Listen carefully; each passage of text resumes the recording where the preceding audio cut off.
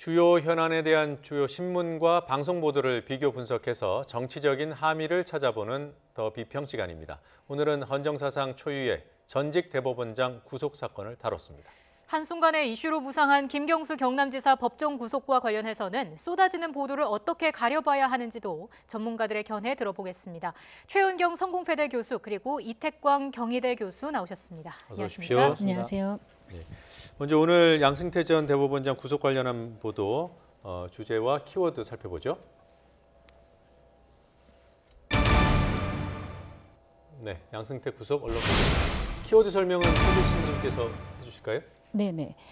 키워드는 총 5가지로 정했습니다. 그래서 양승태 대법관에 대한 이름, 그리고 구속과 사법농단, 그다음 블랙리스트 건에 촉발이 됐었죠. 그다음에 이탄희 판사의 이름까지 해서 총 5개의 키워드가 있었습니다. 예, 이탄희 판사 어떤 인물인지 설명을 좀 해주시죠. 네, 사실 지금 오늘 벌어지고 있는 그런 양승태 전 대법원장 구속 사건을 이끌어낸 사람이죠. 그러니까 이제 사법부 내부의 내부 고발자라고 말씀드릴 수가 있고, 국제인권법 연구회라는 그 연구회를 자체로 조직해가지고 그 안에서 이제 젊은 판사들끼리 모여서 공부를 하던 모임 내부에 있었죠. 그게 참여하던 분이었고, 사실 지금 이제 우리가 여기 이 사법농단의 어떤 그 진실을 밝힌 그런 분이라고 볼 수 있어요. 그래서 사실 이번에 구속된 뒤에 보수 언론들의 집중적인 공격을 받고 있죠 지금. 양 전 대법원장이 구속되고 공격을 받고 본인은 또 사표를 내고 사표를 냈죠. 자, 이 양 전 대법원장 관련 보도 신문 보도량 어땠습니까? 네네.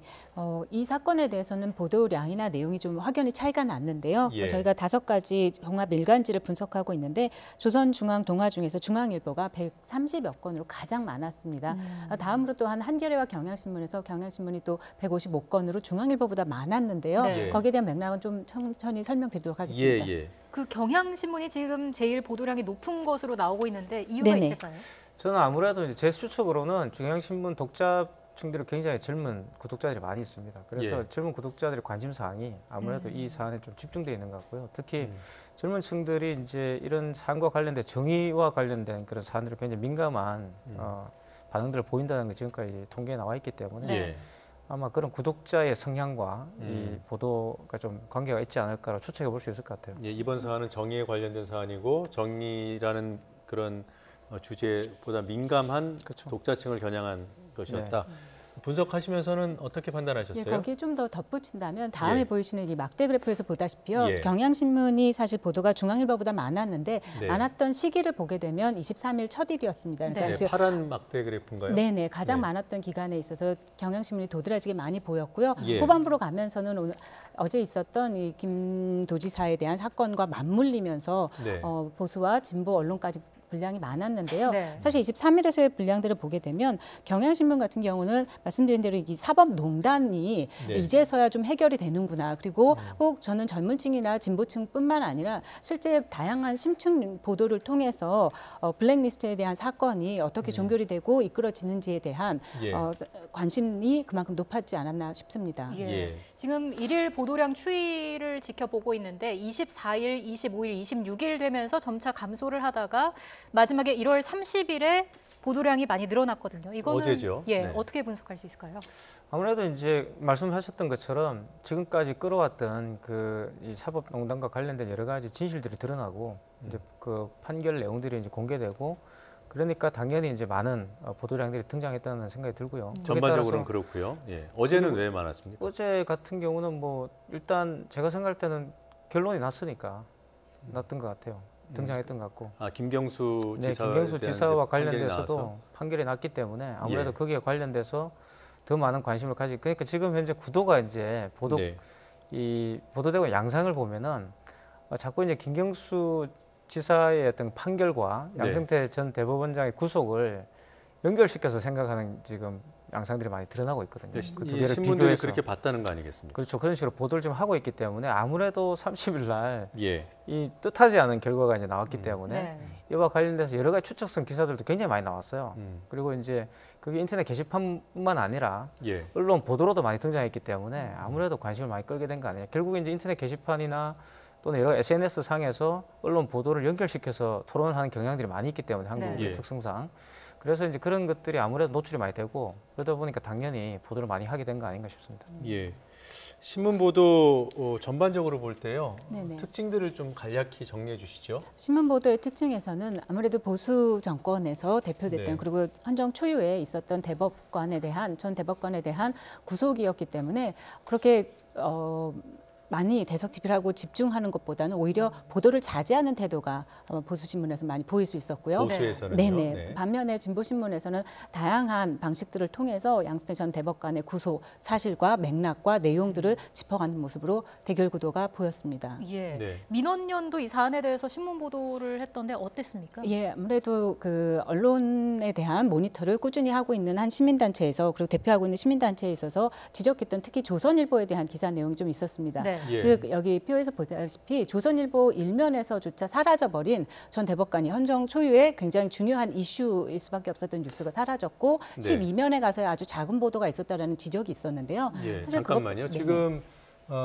민원연이 모니터링해서 네네. 정리해 놓은 지금 내용인데요. 네. 그러니까 1월 24일이면은 양승태 전 대법원장 구속이 이제 확정된 이후고 네. 그때 발행된 그 주요 조간 신문에는 대부분 다 양승태 전 대법원장의 구속 사실이 일면에 네. 등장을 네, 했다. 맞습니다. 그런데 유독 조선일보만큼은 없었다. 이런 내용이죠. 그렇습니다. 네. 뿐만 아니라 사실 당일에 종합일간지와 혹은 그 안에 있었던 사설 칼럼 내용에 있어서도 예. 조선일보만 빼고는 경향, 동아 그리고 중앙일보에서는 사설이나 칼럼조차 볼 수 없었습니다. 그만큼 비중 있게 오히려 다루지 않거나 무보도를 함으로써 이 사건이 그렇게 중요하지 않다라는 것처럼 다루기도 했습니다. 예. 그런 반면에 아까 잠깐 네. 언급됐던 이탄희 그 판사와 관련된 네. 그 단체 거기에 대한 공격 보도도 있었어요. 그렇죠. 이제 아주 재미있게도 이제 이 네. 투업에는 지금 나오지 않았는데 네. 칼럼에 이 사법 권력에 대한 인권법 연구의 자진 해체야라는 제목으로요. 네.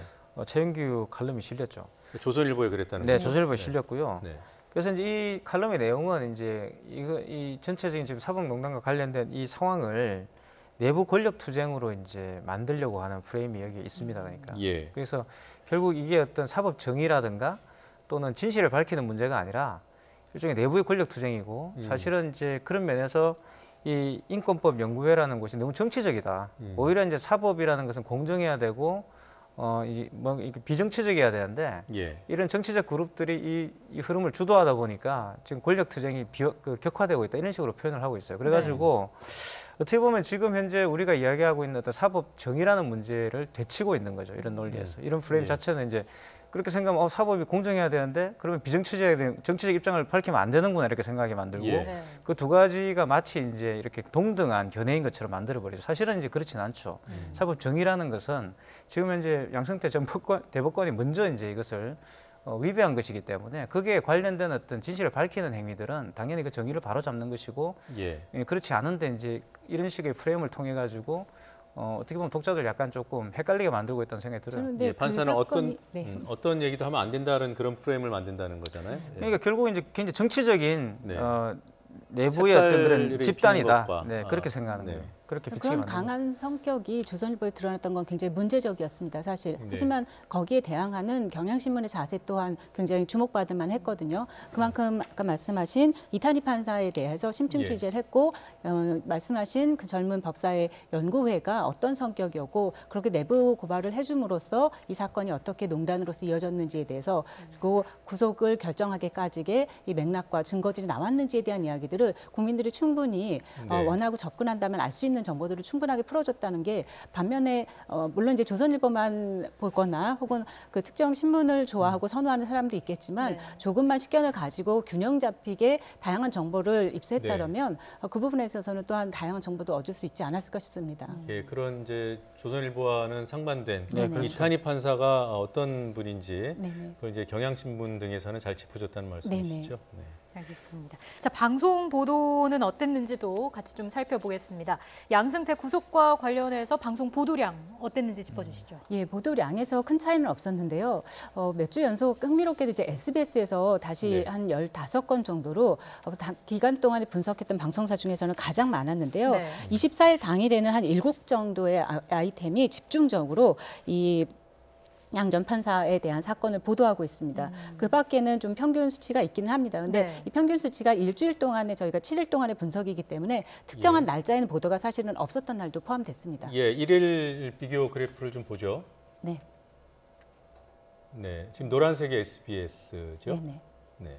보시다시피 27일부터 소강 상태에서 28일과 9일에는 거의 보도를 하지 않는 태도들을 좀 볼 수 있는데요. 예. 거기에 대해서 설명을 드리면 잘 아시겠지만 아무래도 당일에 같은 기간에 있었던 일본의 아베 총리에 대한 어떤 시정 연설이라든가 혹은 지역 예비 타당성 조사에 대한 굵직굵직한 이슈들이 아무래도 있다 보니까 상대적으로 양전 판사에 대한 구속 사건 보도가 없는 것으로 드러났습니다. 그러니까 28일, 29일이면 또 이제 한 주가 지나가는 월요일, 그렇죠. 화요일이 있기 때문에 네네. 그러니까 뭐 보도하는 언론사 입장에서는 이슈가 한번 어느 정도는 마무리됐다라고 판단했을 수도 있을 것 같고요. 네. 방송 보도 중에 특이점은 있었습니까? 네네.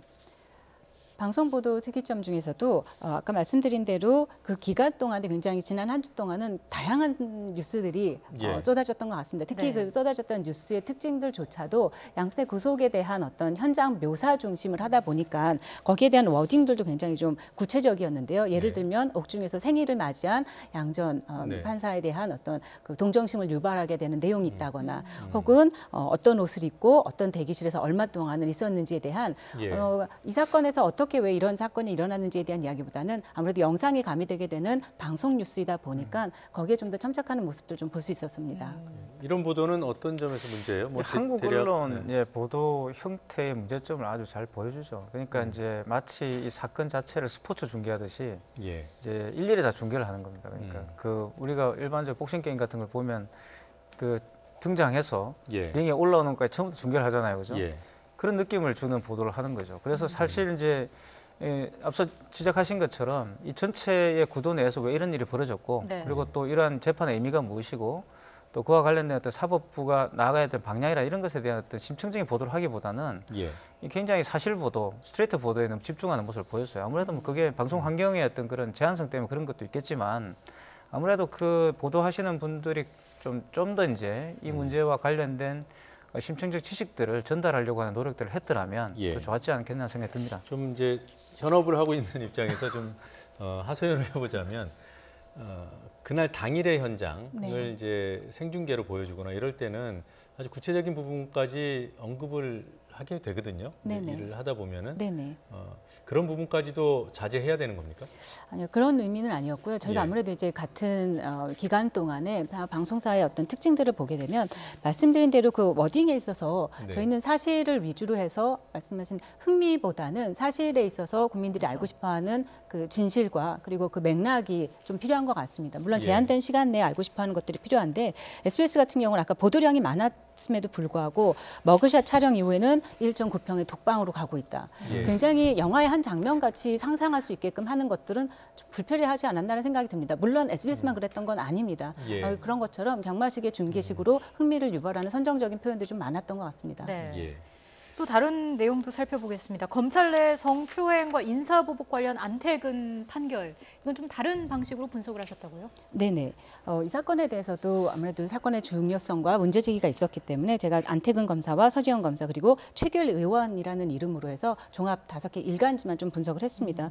기간 동안에 일주일 동안에 확연히 드러나는 차이가 있었는데요. 특히 최규일 의원에 대한 경우는 보수신문의 경우는 전혀 언급조차 하지 않았던 걸 볼 수 있었습니다. 잠깐만요. 지금 우리 시청자분들께서 그 서지영 검사는 이 사건의 피해자셨고요. 그렇죠. 그다음에 안태근 검사는 가해자로 이번에 이제 실형을 선고받고 최규일 의원은 이 사건과 관련해서 어떤 관련이 있습니까?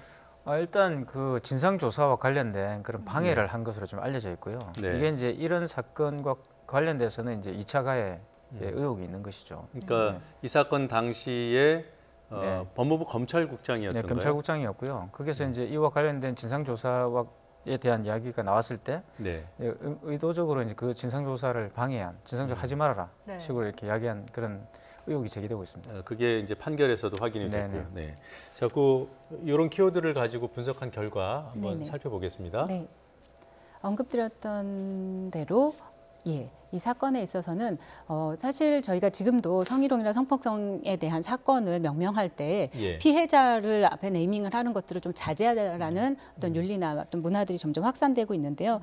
그 와중에 저희가 그 가해자로서 확정 판결을 받았던 안태근 검사와 서지현 검사에 대한 어떤 키워드들은 도드라지게 공평하게 나타났었습니다. 근데 말씀해 주신 대로 어쩌면 이 사건의 배후에서 그리고 현 의원으로서 현 국회의원으로서 한국당 의원으로서 최규일 의원에 대한 어떤 그 개입이 분명히 드러났고 그 부분에 대해서는 한겨레와 경향신문 같은 경우는 굉장히 풍성하게 심층 보도를 통해서 왜 최규일 의원의 사례가 중요했는지에 대해서 언급을 하고 있습니다. 특히 한겨레 같은 경우 한 6건 정도가 나타났는데요. 보시다시피 보수신문에서는 제로네요. 네, 한 건도 찾아볼 수 없었습니다. 이 최규일 의원과 관련해서는 어떤 보도들이 있었습니까? 간략히 한번 살펴보죠. 그러니까 아까 말씀하셨던 그런 판결에서 최규일 의원의 책임이 인정됐다. 이런 법원에서 판결이 난 거죠. 네네. 의혹을 받고 있다가 인정이 된 거죠. 예, 알겠습니다. 이쯤 보겠습니다. 자, 그리고요. 지금 저희도 많은 보도를 하고 있습니다만 어제 김경수 경남지사가 법정 구속이 됐고 징역 2년 실형을 선고받았어요. 그 이후에 오늘도 보도가 쏟아지고 있고 저희도 보도량이 적지 않았습니다만 어떻습니까? 앞으로 이렇게 쏟아질 것 같은데 어떤 점에 유의해서 이 보도를 봐야 됩니까? 네. 공교롭게도 한 주간의 양승태 전 대법관에 대한 구속과 이번 사건이 일어나서 연결되고 있는 것처럼 아까 말씀하신 대로 해주시고 있는데요. 물론 어떤 그 사법에 대한 판단이 과했는지 혹은 지나쳤는지 혹은 그 안에서의 과정들의 절차에 문제가 있었는지에 대해서는 역시 저희가 사법부에 대한 최소한의 권력과 신뢰가 필요하지 않은 상태인가 싶습니다. 너무 의혹과 혹은 프레임을 통해서 없는 연결고리를 자꾸 만든다는 것은 저희가 전 양승태 대법관에 대한 이 구속 사건을 볼 때 진보와 보수 언론에 대한 입장, 여당과 야당의 입장이 굉장히 확연히 드러났거든요. 근데 그렇게 됐는데 입장이 바뀌게 되는 김 도지사에 대한 사건을 또 다시 입장을 바꿔서 번복하게 되는 경우는 사실 국민의 입장에서는 납득하기 어려운 부분도 있거든요. 이럴수록 객관적으로 그리고 조금 더 냉정하게 바라봐야 될 때가 아닌가 싶습니다. 무리한 연결고리라고 말씀하셨는데 동의하시나요? 구체적으로 뭡니까? 거기는 동의를 드리고요. 이제 일단 기본적으로 지금 현재 판결을 내린 판사가 양승태 키드다 이런 식의 이야기들도 나오고 있고 그런 걸 여과 없이 이제 보도하는 것들은 저는 좀 문제가 있다고 봅니다. 그러니까 이 두 가지 사안은 사실 이 사법 정의라는 측면에서 본다면 연결될 수가 있는 것이죠. 하지만 그런 관점으로 연결되는 것이지 양승태 전 대법관의 구속과 지금 김경수 지사의 구속이 정치적인 어떤 의미에서 연결돼 있다 이렇게 주장하는 것은 올바르지 못한 조금 판단의 어떤 오류를 이끌어낼 수 있는 보도라는 생각이 들어요. 그 두 가지를 독립적인 사안으로 보도를 해야 되고 또 그와 관련돼서 지금 현재 댓글 수사 또 댓글 문제가 이제 어떻게 민주주의적인 어떤 문제와 위배되는지를 거기에 대해서 법이 이제 법리적으로 어떤 판단을 내렸는지를 보도하는 것이 저는 더 국민들의 유익한 보도라고 생각합니다. 그러니까 법리가 어땠는가? 법리적으로 좀 판단을 했다면 물론 형량이나 이런 것들을 과도하게 내렸다라는 것은 지금 이야기가 나오고 있지만 그것도 역시 그 판사의 어떤 그런 그 당시의 어떤 상황 판단이었지 않겠습니까? 그러면 거기에 대한 해명이 나오고 그와 관련된 또 토론이 이루어질 수 있다면 좋은 것이죠. 그런 것들을 보도하는 것들이 저는 더 유익하지 않을까 싶어요. 그래도 그 해당 판사가 사법농단 수사와 관련해서 수사를 받았고 일부 구속영장 발부 과정에서의 잘못을 시인을 했다는 것은 팩트고요. 그런데 이제 사법농단의 정점에 있다는 양승태 전 대법원장이 구속되는 그런 상황. 그럼에도 불구하고 이번 사건의 재판을 맡아서 의외의 결과를 이끌어냈다. 이런 식의 이제 접근이 여당부터도 있고 또 지지자들 사이에서도 있고 그렇지 않습니까? 이 정도면 합리적으로 의심해 볼 수 있는 거 아닌가요? 네, 합리적인 의심은 그 대상이 여당이든 야당이든 저는 분명히 국민의 알 권리를 대표해야 되는 언론이 반드시 해야 되는 역할이라고 생각을 합니다. 그 관점에서 본다면 말씀하신 대로 절차와 사법부의 의혹들에 대해서 충분히 근거를 가지고 문제 제기는 할 수 있다고 봅니다. 하지만 정치권에서 하고 있는 많은 의혹들 혹은 정치적인 수사 미사 여구들에 너무 설착하거나 그것들을 또다시 사실인 것만큼 전달하는 것은 언론으로서의 바람직한 자세는 아닌 것 같습니다. 그러니까 양승태 전 대법원장과 이 성판사와의 관련성을 단순히 뭐 비서실에 있었다라는 그 정도 가지고는 의심해서는 안 된다. 그렇죠. 뭐 의심은 할 수는 있겠지만 그것을 네. 정식으로 보도하는 것들은 이제 좀 다른 바람직하지 문제죠. 않다. 네. 예, 알겠습니다. 그 여당에서 이렇게 강력히 얘기하는 걸 인용보도하는 건 어떻습니까? 뭐 인용보도 어쩔 수 없겠지만 예. 그 이상의 어떤 그런 대립 구도로 계속 몰아가는 것들 아무래도 예. 그게 이제 언론 입장에서는 더 재밌으니까 네. 그렇게 네. 만들고 싶을 수도 있어요. 그러면 그런 이제 것들은 좀 자제해야 되겠죠. 뭐 역으로 지금 야당에서는 또 대선의 공정성 시비로 이 사안을 네. 또 보지 않습니까? 네네. 그 부분에 있어서의 어떤 프레임은 어떻습니까? 저는 지난주 한 주간의 뜨거웠던 키워드 중에 하나가 네. 네. 사실과 주장에 대한 이야기들에 관련 이슈들이 많았잖아요. 그런 예. 것처럼 어쩌면 여당에서도 청와대에서도 혹은 야당에서도 주장은 할 수 있습니다. 근데 그 주장이 사실인지에 대해서 사실 확인 관계를 해야 되는 건 언론의 역할인 것 같습니다. 그래서 여당이 충분히 주장할 수 있는 것들을 인용은 할 수 있대 네. 인용에 그치는 게 아니라 예. 전문 기자분들이 취재를 해야 되고 거기에 대한 사실 검증을 한 상태에서의 추가 보도와 심층 보도가 연결됐을 때는 국민의 입장에서 충분히 알 권리들이 충족되지 않을까 싶습니다. 예, 알겠습니다.